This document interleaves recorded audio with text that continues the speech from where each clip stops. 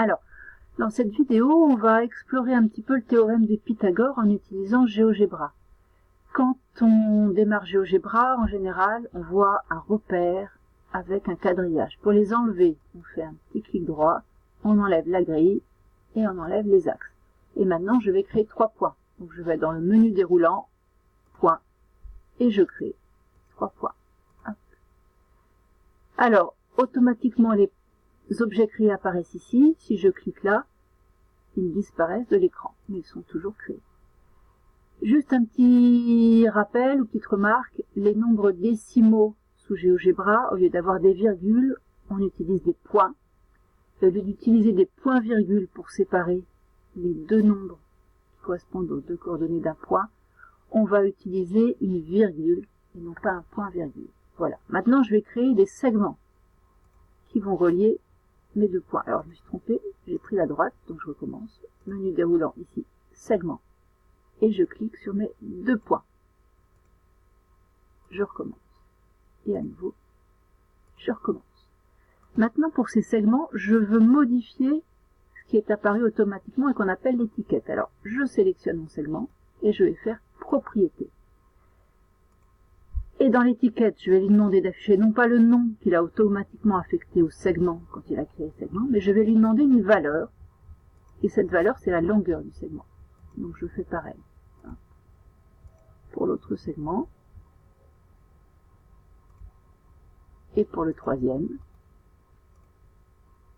je fais apparaître dans l'étiquette la valeur. Et je fais disparaître ce menu. Donc maintenant, si je sélectionne, je suis bien sur la flèche sélectionnée, un de mes points et que je le bouge, je vois que le calcul des longueurs s'actualise en même temps. Voilà, donc maintenant à l'écran, j'ai un triangle avec les 3 longueurs affichées. Et puis, je vais lui demander maintenant d'afficher les mesures des angles du triangle. Donc pour ça, je vais sélectionner 3 points. Et je vois apparaître un premier angle. Je suis toujours dans la sélection menu déroulant angle, angle. Je vais prendre 3 autres points. Et je vois que cette fois mon angle est créé à l'extérieur. Alors en fait, ça veut dire qu'il faut que je prenne mes points dans l'autre sens. Donc j'efface et je fais B, C et A. Et je vois apparaître mon angle.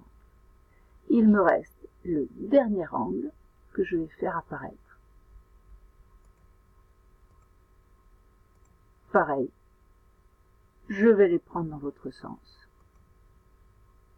Il faut en fait aller dans le sens inverse des aiguilles d'une montre. Alors, je peux également modifier l'étiquette. Je sélectionne mon angle. Alors, hop, je vais faire effacer.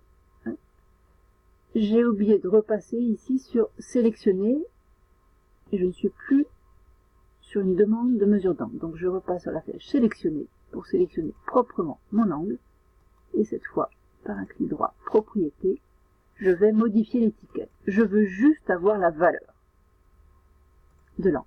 Donc, hop, automatiquement, maintenant, je vois apparaître la valeur de cet angle. Et je peux la cliquer et la déplacer. Je suis toujours sur la flèche sélectionnée. Je vais sélectionner le second angle. Pareil, propriété. Je modifie l'étiquette. Je veux juste voir la valeur. Et pour le dernier, on va faire la même chose. Voilà ce que j'ai. Alors, si je veux déplacer un petit peu mes étiquettes, pas de problème. Hop, pour bien organiser les informations. Et maintenant, j'ai tout ce qu'il me faut pour travailler. J'ai un triangle avec 3 mesures d'angle et 3 longueurs. Et je peux sélectionner le point que je veux. Et toutes les informations vont s'actualiser. Alors, on va pouvoir maintenant utiliser la calculatrice qui est ici. Je fais un arrêt sur image, une configuration de triangle tout à fait au hasard. Et je vais calculer le carré de la plus grande longueur. Donc c'est 6,84. Allons-y. 6,84 au carré. Si je veux un résultat en décimal et non pas en nombre fractionnaire. Hop, voilà, j'appuie sur cette touche. 46,7856. Alors maintenant, je vais calculer la somme du carré des deux autres côtés. Donc, 6,4 au carré plus 6,31 au carré. Réponse 80,77. Est-ce que j'ai égalité avec le carré du troisième côté? Vous vous rappelez, on avait trouvé combien? 46,8, on va le rapprocher. Et après, on a trouvé 80,8. Donc, on n'a pas égalité ici entre le carré de la longueur du côté le plus long et la somme des carrés des deux autres longueurs. Je remarque que mon triangle n'est pas un triangle rectangle, aucun angle est égal à 90 degrés. Alors, si je modifie mon triangle de différentes manières, vous pouvez faire un arrêt sur image et faire le calcul de votre côté. Voilà, donc je vais bouger un petit peu le triangle. Vous faites un arrêt sur image quand vous voulez et vous regardez si on a une égalité du carré d'un des côtés avec la somme des carrés des deux autres longueurs. Alors, j'ai arrêté l'enregistrement le temps de modifier le triangle pour avoir un triangle rectangle. Donc j'ai un angle ici de 90 degrés. Et maintenant, on peut refaire le calcul des carrés des longueurs. Donc on prend le plus grand côté, là le carré d'hypoténuse 8,55 au carré, si je veux un résultat en décimale, 73,1, on va le rapprocher. Et si je fais la somme du carré des deux longueurs, donc 6,18 au carré plus 5,91 au carré, au carré, je trouve 73,12.